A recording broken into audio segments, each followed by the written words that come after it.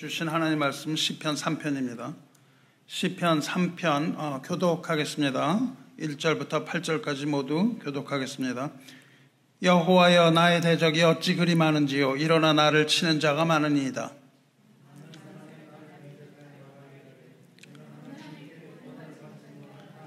여호와여, 주는 나의 방패시오 나의 영광이시오 나의 머리를 대시는 자이시니이다.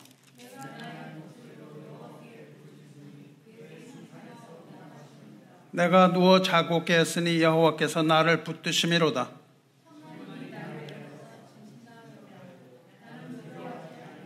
여호와여, 일어나소서. 나의 하나님이여, 나를 구원하소서. 주께서 나의 모든 원수의 뺨을 치시며 악인의 이를 꺾으셨나이다.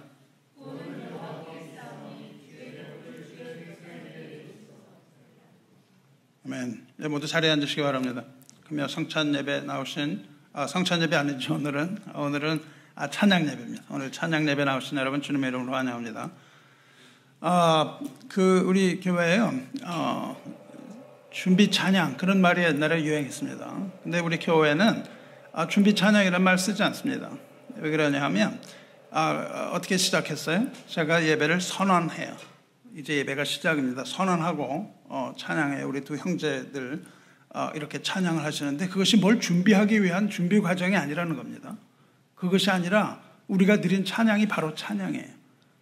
우리가 드리는 모든 찬양은 하나님이 받으시는 것이지 우리가 뭘 준비를 하기 위하여 이런 걸 한다 이런 것이 아니므로 우리가 찬양 부를 때 여러분도 그것이 진정한 찬양이 될 수 있도록 그런 마음으로 함께 부르시고 이 예배가 더 풍성해지길 바랍니다. 이 찬양이 있는 예배 그렇게 되어갔으면 좋겠어요. 그래서 앞으로 좀 더 이런 것들이 자리를 잡고 우리가 찬양이 풍성한 그런 예배, 찬양과 말씀과 기도가 풍성한 그런 예배를 드리겠습니다. 그것이 교회가 하는 모든 것이에요. 하나님 말씀 나누겠습니다. 오늘 읽은 시편 3편에 제목이 붙어 있는데 그 제목이 뭐라고 되어 있냐면 여러분 성경을 보시면요. 다윗이 그의 아들 압살롬을 피할 때 지은 시 이렇게 되어 있습니다. 다윗이 그의 아들 압살롬 다윗이 왜 압살롬 아들을 피해요? 그런 일이 있었죠. 압살롬이라는 것은 압샬롬이에요. 압라는 건 뭐냐면 아버지라는 뜻입니다. 샬롬은 평화라는 뜻이죠. 압샬롬은 아버지는 평화시다. 혹은 평화의 아버지 그런 뜻인데 전혀 그런 삶을 살지 못했던 것이죠. 압살롬은 다윗 왕의 셋째 아들입니다. 셋째 아들인데 아주 미남이었다 그래요. 그래서 발바닥부터 정수리까지 흠이 없는 이스라엘 제일의 미남자라고 얘기합니다. 압살롬의 누이 다말도 아주 아름다운 여인이었는데 어느 날 다말의 이복 오빠이며 다윗의 큰아들이었던 암논에게 이 다말이 강간을 당해요. 그래서 그 오빠 압살롬이 분개해서 암논을 위하여 복수를 하고 암논에게 복수를 해서 암논을 죽이고 맙니다. 그렇지만 이제 아버지가 진노를 하죠. 다윗이 진노하는 그 부왕을 두려워해서 외가에 가서 3년 동안 숨어 살아요. 그러던 와중에 이제 다윗의 부하이면서 아주 다윗의 장군 중에 하나인 요압 장군이 중재로 돌아옵니다. 하지만 돌아와서도 2년 동안 부왕의 얼굴을 보지 못해요. 그러다가 반란을 일으켜서 스스로 왕이라고 칭하고 다윗을 죽이려고 하는 사건이 압살롬의 사건입니다. 그래서 이제 마침내 다윗의 군대와 격전을 벌이고 도망을 치게 되죠. 그러다가 나중에는 이제 나무에 달려서 죽는 그런 푸른의 왕자 압살롬의 난 이것이 시편 3편 꽤 앞부분에 이것이 나와요. 그러니까 다윗이 그 아들로부터 배신당했던 그 충격이 얼마나 컸었는지 모르죠. 다윗의 시 세 번째 압살롬에게 피할 때 지은 시예요. 그런데 이 압살롬한테 그 아들한테 엄청나게 많은 군대가 반란을 일으켜요. 우리나라도 왜 이성계 때 그 아들이 방원이 이제 반란을 일으킬 때 많은 사람들이 아주 정예 부대가 거기 이제 가담을 하고 그러지 않았어요? 그래서 아버지를 죽이고 아버지를 모반을 하고 그러지 않았습니까? 그처럼 압살롬에게 어마어마하게 큰 군대가 가담을 해요. 압살롬에게 편을 듭니다. 그래서 다윗이 이제 도망을 치죠. 다윗이 도망을 쳐서 예루살렘 성을 빠져나옵니다. 예루살렘 성을 빠져나왔는데 막 도망을 가다 보니까 요단강이 앞에 있는 거예요. 그러니까 이제 오갈 데 없이 그냥 강에 막혀갖고 갈 수가 없는 거예요. 요단강을 건너지 못하고 수많은 대적들이 이제 자기를 포위해서 목숨이 위태로울 정도로 아주 위험한 지경에 빠졌던 때가 바로 이 시를 지은 때예요. 그러니까 지금 앞으로 갈 수도 없고 뒤로 갈 수도 없고 군대는 수많은 군대가 쫓아오고 앞에는 요단강이 가로막고 뭐 이런 상황에서 지금 지은 시가 지금 말하는 그 3편 다윗이 그의 아들 압살롬을 피할 때 지은 시 이런 제목이 그래서 붙어 있는 것이죠. 1절 2절 보시면 여호와여 하나님을 부르고요. 나의 대적이 어찌 그리 많은지요. 이 대적이 무진장 많은 수많은 군대가 자기를 둘러쳤다는 겁니다. 나를 치는 자가 많으니이다. 2번이나 강조해요. 많은 사람이 나를 대적하여 3번을 강조합니다. 많다는 거예요. 말하기를 그는 하나님께 구원을 받지 못한다 하나이다 이렇게 말한단 말이죠. 그래서 다윗은 지금 자기를 죽이려는 대적의 수가 많은 것을 탄식하고 있습니다. 그리고 자신이 지금 처한 위기를 하나님 앞에 탄원하고 있는 것이죠. 여기서 하나님께 구원을 받지 못하나이다 이렇게 얘기하는데 구원이라는 것은요. 여기서 구원이라는 것은 salvation, 그 구원을 말하는 것이 아니고요. 도우심이라는 뜻입니다. 그러니까는 내가 이렇게 위경에 빠졌는데 사람들이 보니까 도망을 거듭하는데 이제 백성들이 보니까요. 하나도 하나님이 도와주는 것 같지가 않은 거예요. 그래서 막 죽을 지경까지 궁지에 몰리는 보니까는 뭐라고 그러냐면요. 그 다윗이 하나님한테 저주를 받았다. 이렇게 사람들이 얘기를 하는 거예요, 이제. 저 다윗이 저주를 받아서 하나님의 벌을 받기 때문에 하나님이 도우심이 없다. 이런 소문이 이제 떠돈 거죠. 그래서 수많은 사람이 모든 사람이 다 다윗을 이렇게 도우려고 하는 것이 아니라 하나님의 도움이 끊어지고 다윗은 저주를 받아서 지금 궁지에 몰려 있다. 이런 소문이 떠도는 것을 하나님 앞에 호소한단 말이죠.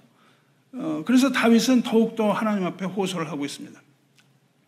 그런데 지금 다윗은요, 비록 사람들은 그렇게 말하고 자신은 절대절명의 위험한 그런 위험 가운데서 도망을 치고 있는데요.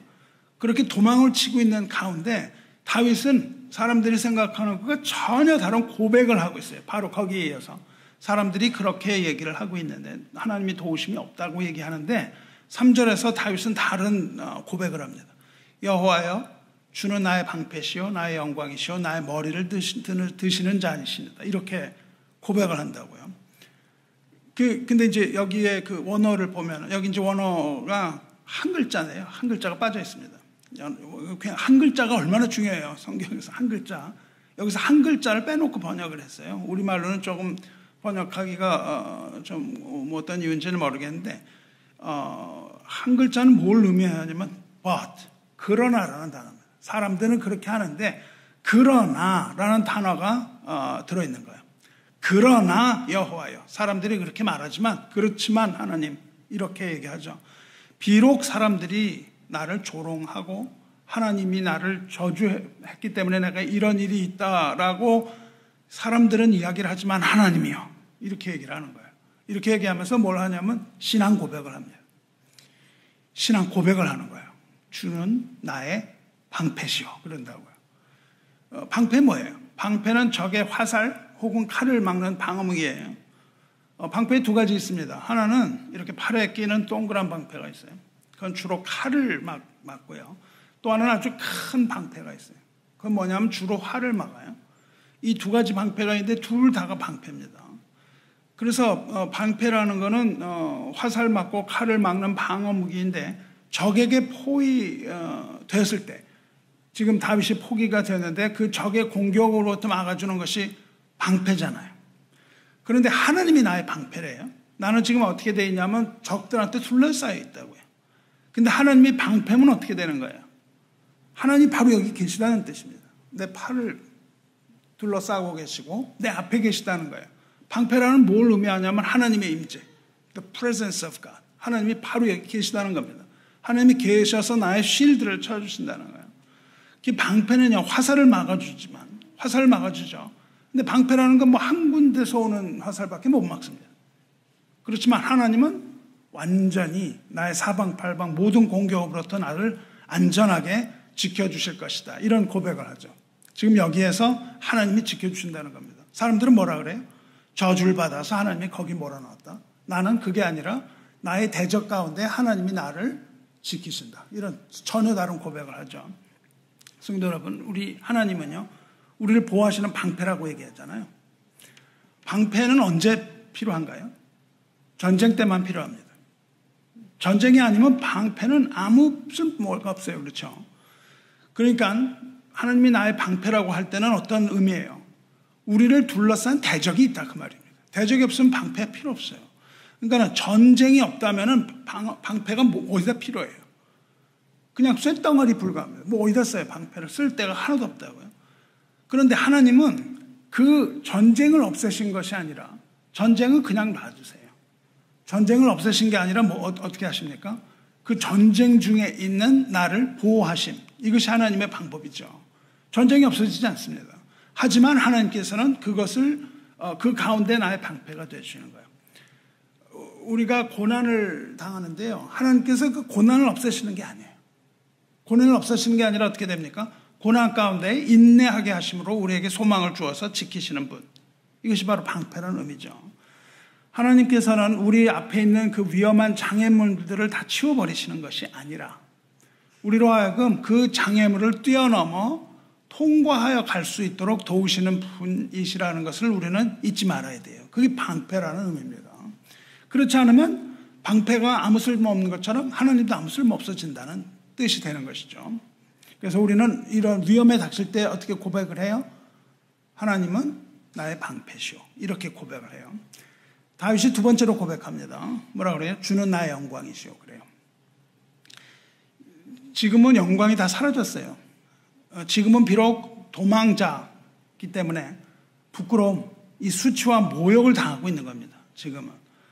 근데 하나님은 나의 영광이시오. 다시 말하면 하나님이 내 명예를 이제 회복시켜 주실 것이다. 그 말입니다.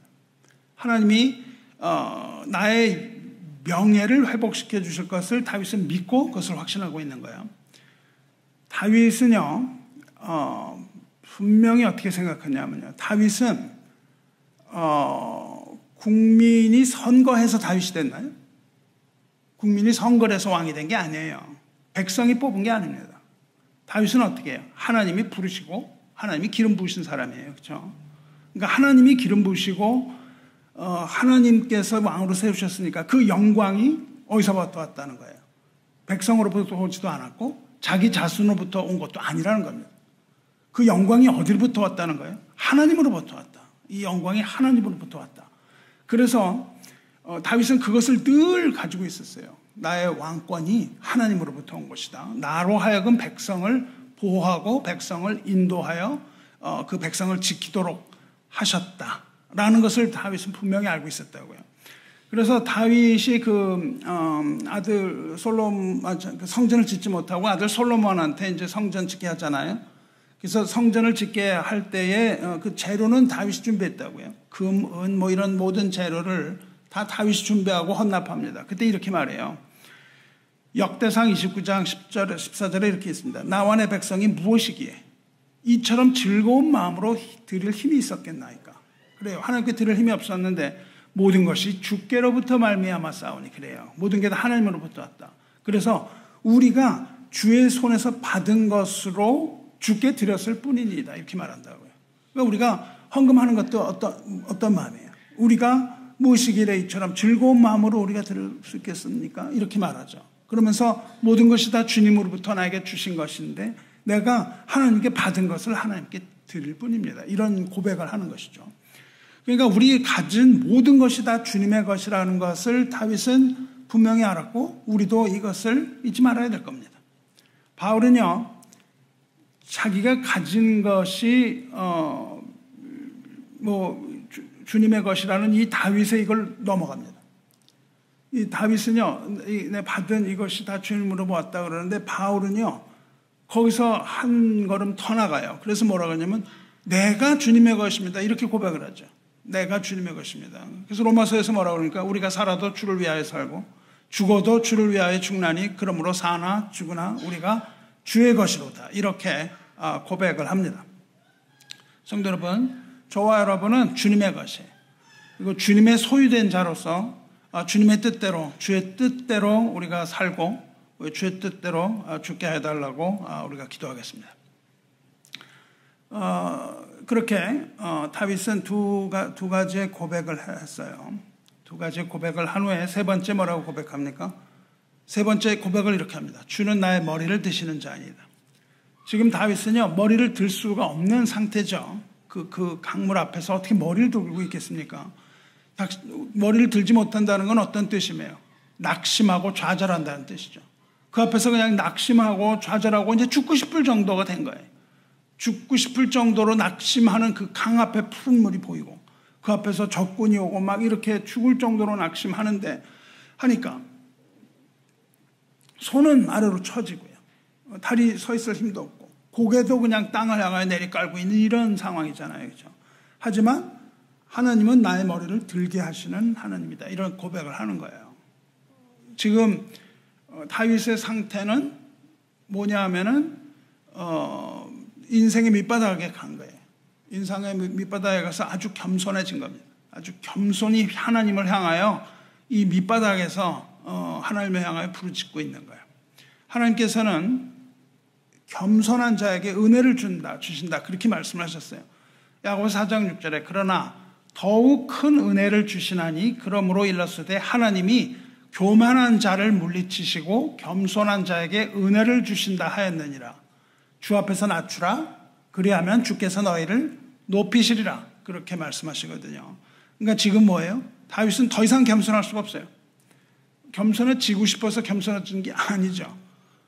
이 인생을 살아가다가 왕으로서 살아가다가 어쩔 수 없는 하나님의 주권적인 것으로 겸손한 자가 되고 만 것이죠. 그 적군에게 휩싸여서 겸손한 자가 돼버린 이 겸손한 자 다윗의 머리를 드시는 분, 가장 낮은 곳에서 머리를 다시 들게 하시고 위로하시며 낮은 자를 높이시고 회복시키심, 이것을 뭐라고 불러요? 하나님의 은혜라고 부른단 말이죠.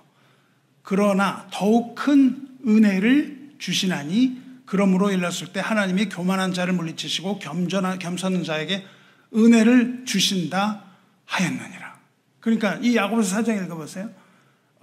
이것을 하나님의 은혜라고 불러요. 하나님의 은혜가 어디에서 일어나요?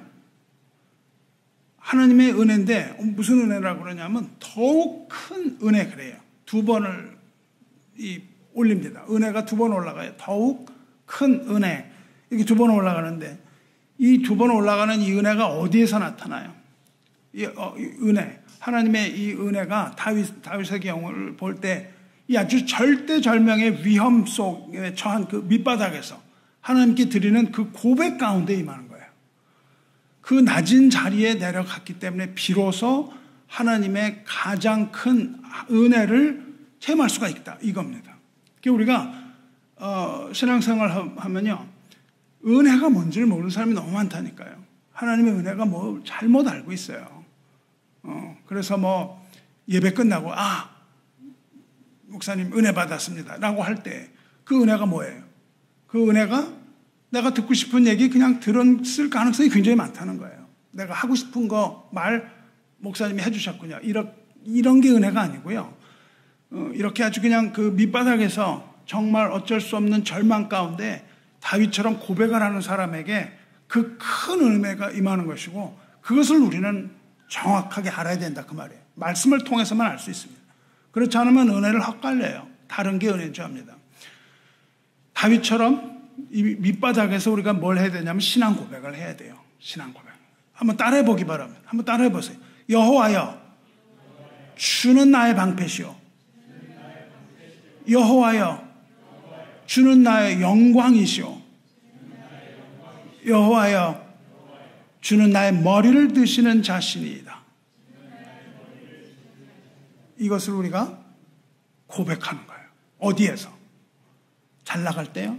아닙니다. 잘 나갈 때 은혜가 별로 없을 때가 많아요.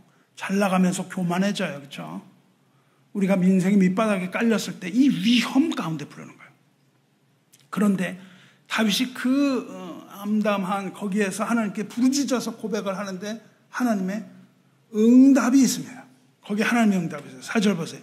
내가 나의 목소리로 여호와께 부르짖으니 그의 성산에서 응답하시는도다. 그래요. 성산에서 응답하시는도다. 그리고 뭐라고 그러냐? 내가 누워 자고 깨었으니 여호와께서 나를 붙드심이로다. 이제 다윗은 더 이상 두려움 없다는 거예요.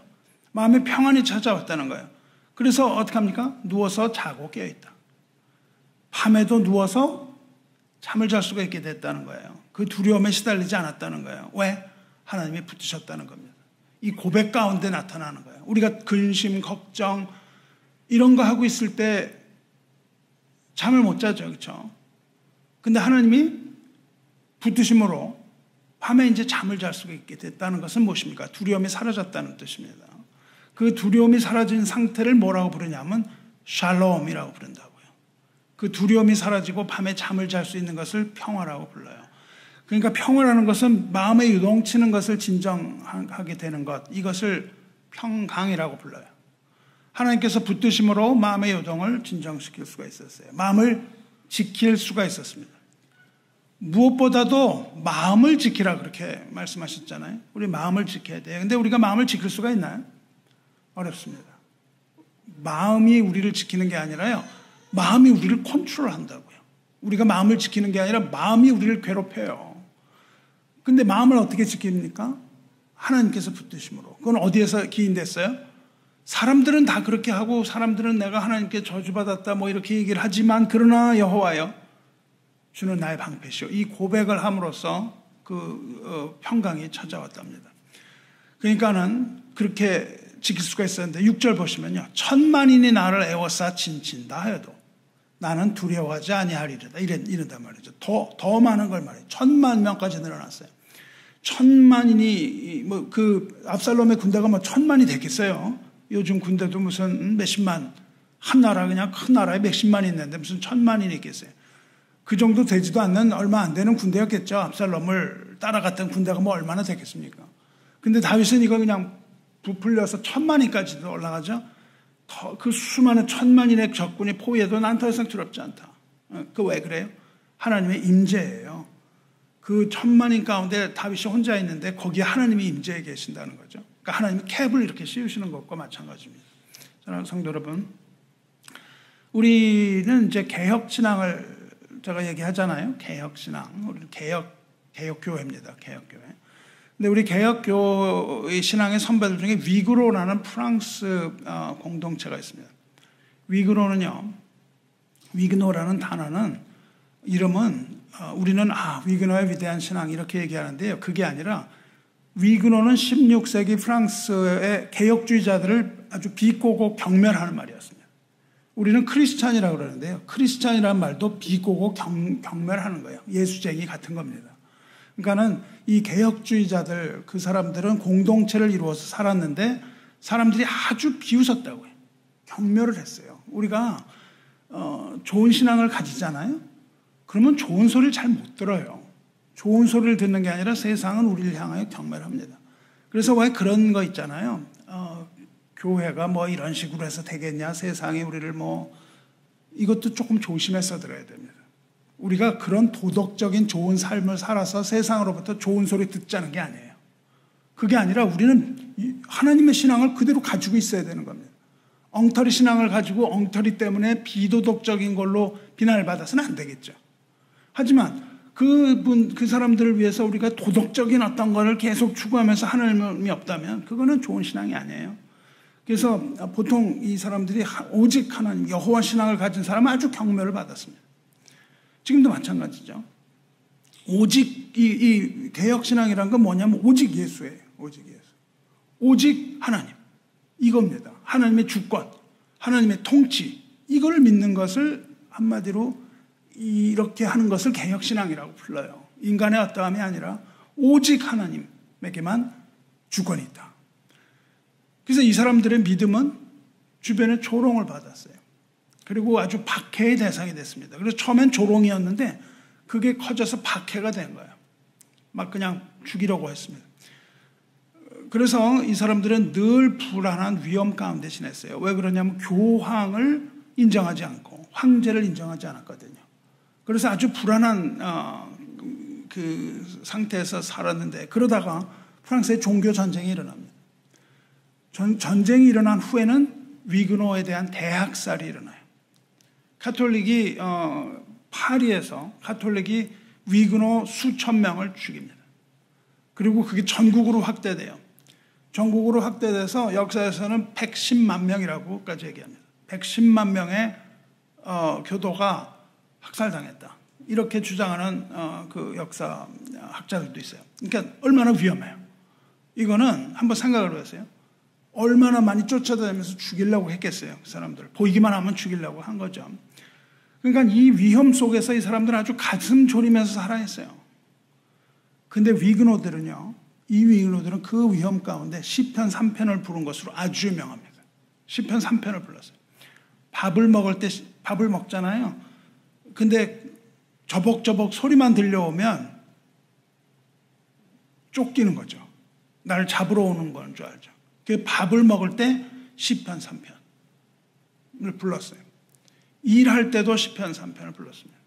예배 드릴 때도 시편 3편을 그러니까 항상 부른 거예요. 여호와는 나의 방패시오, 나의 영광이시오. 이걸 쭉 불렀단 말이죠. 그리고 박해를 당할 때도 시편 3편을 노래했고, 전선에 투입되어 나갈 때도 시편 3편 찬송을 불렀습니다. 그게 이제 하도 죽이려고 하니까는 그 공동체에서 보초를 세웠어요. 보초를 세워서 이제 적들이 오나 하는데, 그러면 이제 그 보초가 교대하잖아요. 몇 시간 보초 쓰고 교대하면 어떻게 해요? 시편 3편을 외우고 보초를 바꾸는 거예요. 그래서 이분들은 아주 그냥 시편 3편이 이게 밴 거예요. 적군들이 저렇게 많은 나를 죽이려고 하는데 여호와는 나의 방패시오, 보호해달라, 이거죠. 그러니까는 이들에게 있어서 시편 3편은요, 위험을 임박한 것을 알리는 시그널송이에요. 적이 막 오면은 시편 3편을 부르는 거예요. 그리고 임박한 위험 가운데서 하나님을 신뢰하는 거죠. 그리고 하나님의 보호하심과 승리를 확신하는 이 믿음의 노래인 거예요. 이것이 시편 3편입니다. 그래서 이 위그노들은, 이 사람들은 시편 3편을 통해서 그 무서운 박해를 이기고 하나님의 뜻대로 살다가 마침내 죽음을 맞이합니다. 그렇게 하면서 이분들이 죽음을 맞이해요. 근데 그 죽음의 순간에도 전혀 두려워하지 않고, 죽음의 순간에도 시편 3편을 찬송하면서 하나님께 영광을 돌리고 죽어갔던 그 위그노들이 있습니다. 성도 여러분, 우리는 언제나 이 위기의 순간을 지날 때가 있어요. 위기의 순간을 지나갑니다. 위험의 순간이에요. 또 어떨 때는 우리가 인생의 나락에 빠져요. 밑바닥을 헤매고 있습니다. 그럴 때는 시편 3편을 기억하시기 바래요. 이 시편 3편을 묵상하고 위기의 순간에 시편 3편, 이 시를 찬양하는 거예요. 이걸 찬양하고 마음 깊은 곳에서 하나님께 고백을 드리는 겁니다. 이 고백을 해야 하는 거예요. 그리고 하나님의 그 약속을 붙드는 거예요. 이렇게 우리는 위험을 벗어나는 길이 있습니다. 하나님께서는 그 위험의 현장에 내려오신다는 거예요. 여호와는 나의 방패시니 거기에 내려오신다는 거예요. 그래서 모든 위험으로부터 능히 우리를 구원해 주실 것이며, 우리가 그 인생의 밑바닥 가려면 영광을 다 잃어버리잖아요. 무슨 영광이 있습니까 거기에? 근데 그 잃어버렸던 영광, 우리에게 처음 주셨던 다윗의 왕권과 같은 그 영광, 이것을 주세요. 우리 무슨 영광이 있어요?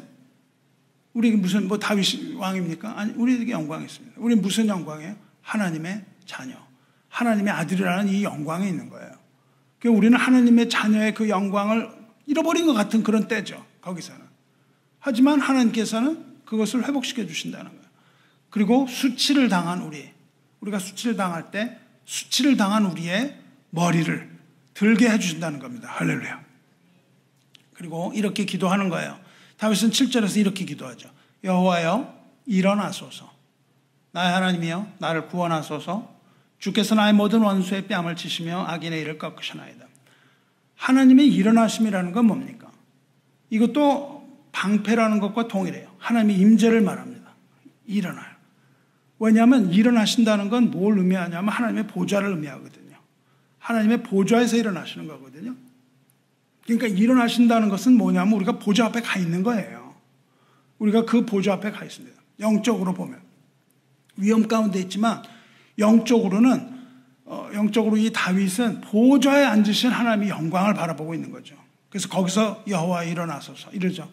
그 자리에서 일어나신다는 것, 그 자리에 앉으신 하나님께서 이제 일어나신다는 것은 그 보좌에서 일어나시는 것을 뜻하거든요. 그건 다윗은 어디에서 그걸 보죠? 언약궤에서 봅니다.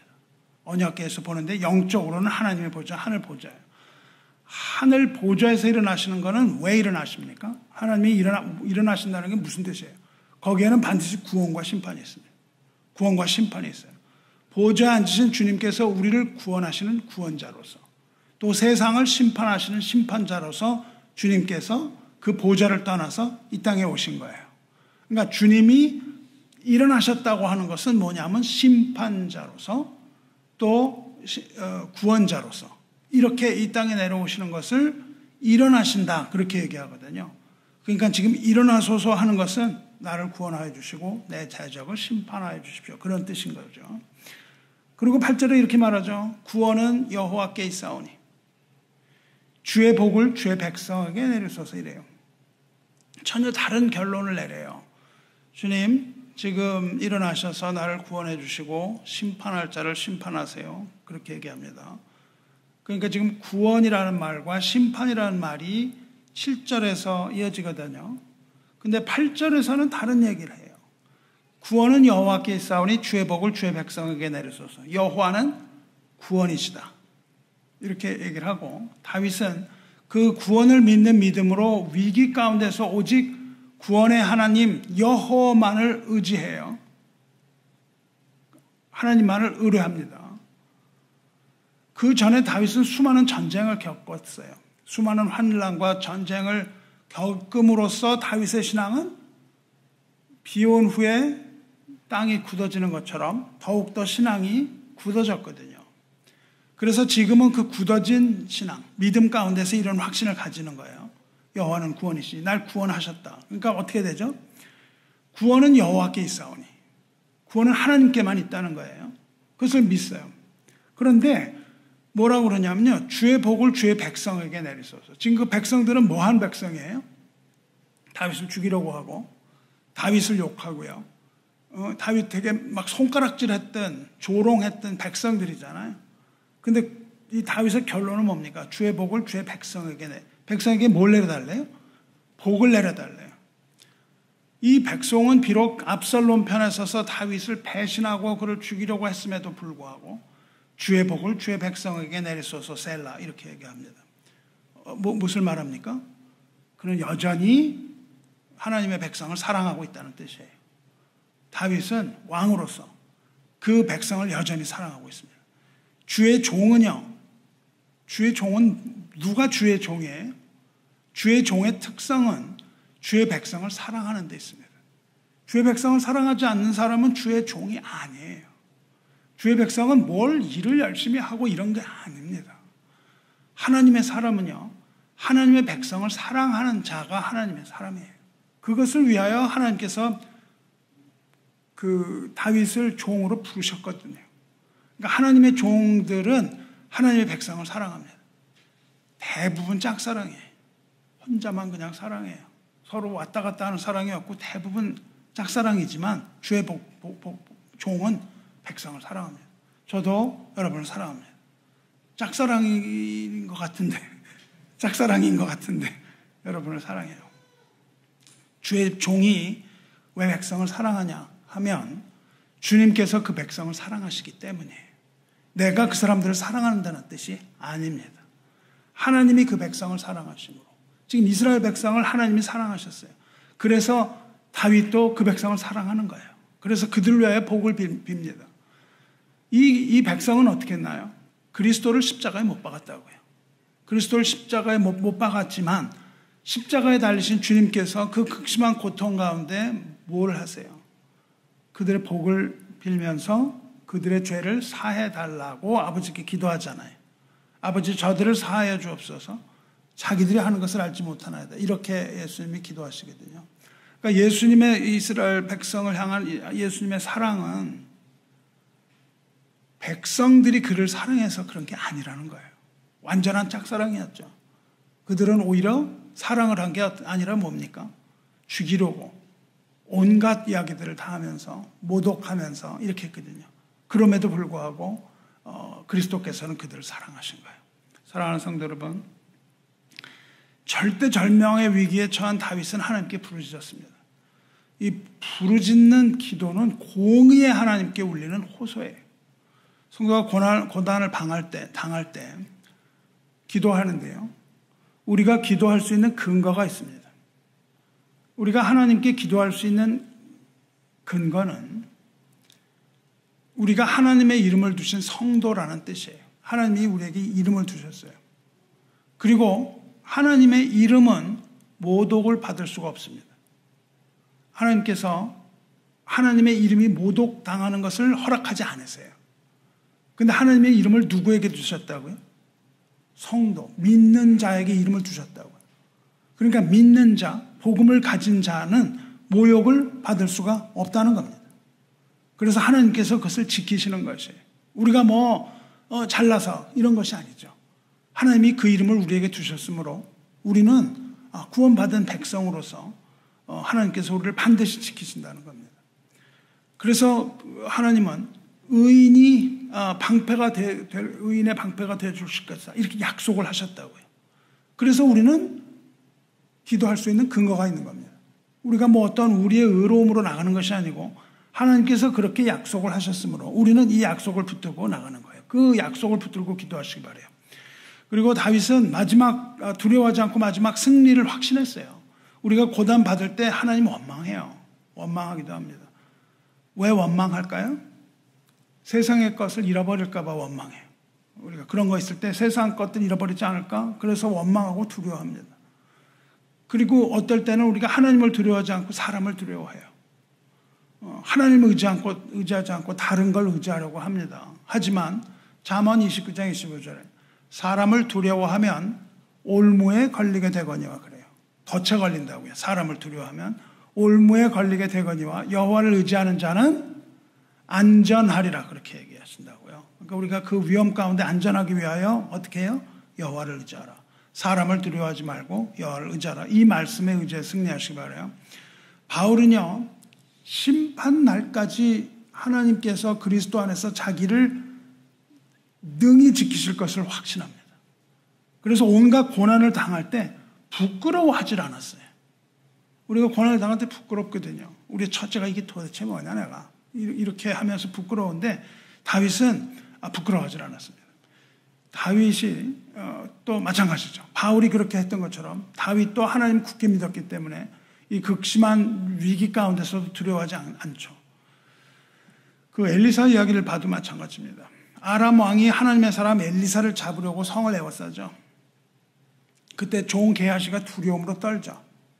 근데 엘리사가 어떻게 눈을 뜨라고 얘기합니다. 그러니까 그거를 둘러싼 엘리사를 호위하고 있는 막강한 하나님의 군대를 보죠. 그리고 불말과 불병거를 거기서 보기 때문에 그 후로는 두려워하지 않습니다.